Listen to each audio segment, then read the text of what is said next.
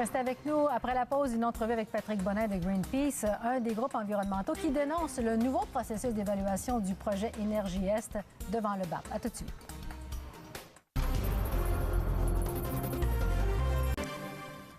Les groupes environnementaux critiquent ce matin le nouveau processus d'évaluation du projet Énergie-Est devant le BAP.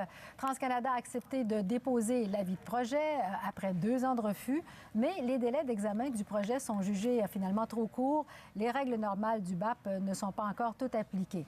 Patrick Bonnet, qui est responsable de la campagne Climat-Énergie de Greenpeace, il est avec nous dans nos studios de Québec. Bonjour, M. Bonnet. Bonjour. Bon, alors vous avez des reproches à faire à l'égard du ministre Hortel ce matin. Ben oui, écoutez, c'est majeur. On voit actuellement une entreprise, TransCanada, là, qui a été reconnue pour être hors la loi, qui refusait de se soumettre à la loi du Québec, de déposer son avis de projet. Eh bien, l'entreprise, elle s'est entendue avec le gouvernement pour mettre en place un calendrier qui va faire en sorte qu'on va avoir une évaluation environnementale par le gouvernement du Québec qui va se faire à vitesse grand V extrêmement rapidement, qui risque de ne pas couvrir tous les aspects majeurs de ce projet-là, que ce soit les gaz à effet de serre, les risques de déversement à travers le Québec, que ce soit le volet économique. Et ce qu'on demande aujourd'hui au ministre, c'est d'appliquer la loi correctement, de maximiser l'évaluation environnementale, de prendre le temps et surtout de ne pas se faire imposer son calendrier par le fédéral ou par l'entreprise TransCanada, comme c'est le cas actuellement. Donc, parce que le ministre a prévu 6 semaines là, pour produire l'étude, TransCanada, elle, a indiqué là, dans le passé que l'échéancier était finalement, en principe, 9 mois. Donc, vous estimez qu'on va manquer de temps pour faire tout ça? Écoutez, c'est impossible en 6 semaines que l'entreprise produise une étude d'impact détaillée sur un projet aussi compliqué et complexe. C'est le plus gros projet industriel du Québec. Le tuyau va traverser près de 600 cours d'eau à travers le Québec. C'est des risques d'approvisionnement en eau potable pour 3,2 millions de personnes.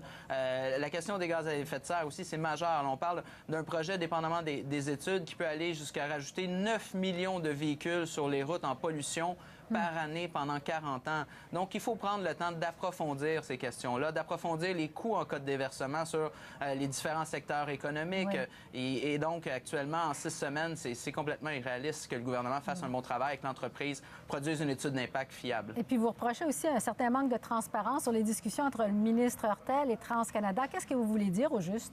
Oui, clairement, le gouvernement s'est entendu derrière des portes closes pour mettre en place un calendrier qui ne va pas retarder le projet de l'entreprise. Et ça, c'est inquiétant parce qu'on voit une tendance qui est un petit peu similaire à ce qu'on a vu avec le gouvernement Harper, où un gouvernement actuellement met des processus en accéléré en place, des évaluations environnementales qui ne seront pas complètes, qui ne regardent pas la question des gaz à effet de serre. Et inévitablement, bien, ça avantage l'entreprise aux dépens de la communauté, du bien public. Et ça, c'est pas le genre d'évaluation environnementale qu'on veut au Québec. On veut quelque chose de rigoureux, qui retourne toutes les pierres, qui regarde tous les enjeux et qu'on ait l'information parce que l'entreprise, jusqu'à maintenant, a refusé, à plusieurs points de vue, de fournir les réponses aux questions qu'on pose. Oui. Bien, il y a quand même eu du travail qui a déjà été effectué par le BAP au cours des dernières semaines. Ça devrait être pris en compte dans le nouveau processus, à votre avis?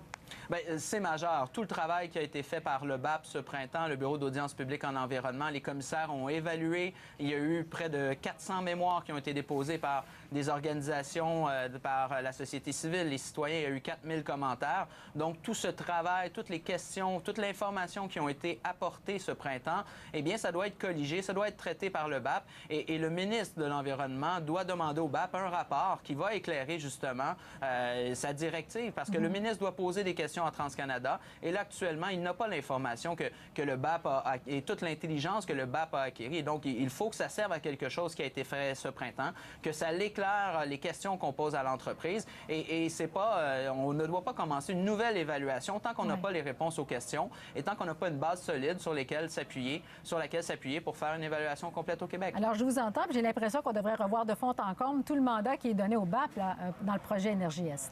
Bien, le mandat n'est pas encore donné au BAP. La première étape, c'est que l'entreprise complète son étude d'impact et une fois que le gouvernement va accepter l'étude d'impact, eh bien, le BAP sera mandaté et va commencer ses travaux. Le problème, c'est qu'il y a un calendrier actuellement proposé par le gouvernement qui s'est entendu avec la pétrolière qui prévoit seulement 6 semaines pour faire cette étude d'impact-là. alors que l'entreprise dit elle-même que ça prend 9 mois, alors que pour un pipeline comme le pipeline de Valero, ça a pris 15 mois pour faire l'étude d'impact. Donc, si on n'a pas une étude d'impact complète, si le gouvernement ne force pas l'entreprise à donner des réponses, eh bien, il va commencer un bureau d'audience publique en environnement sur un document incomplet. Et c'est sûr que le résultat de l'évaluation, bien, ce ne sera pas crédible, malheureusement, et ce ne sera pas complet. Et à vos requêtes, que répond le ministre Hurtel?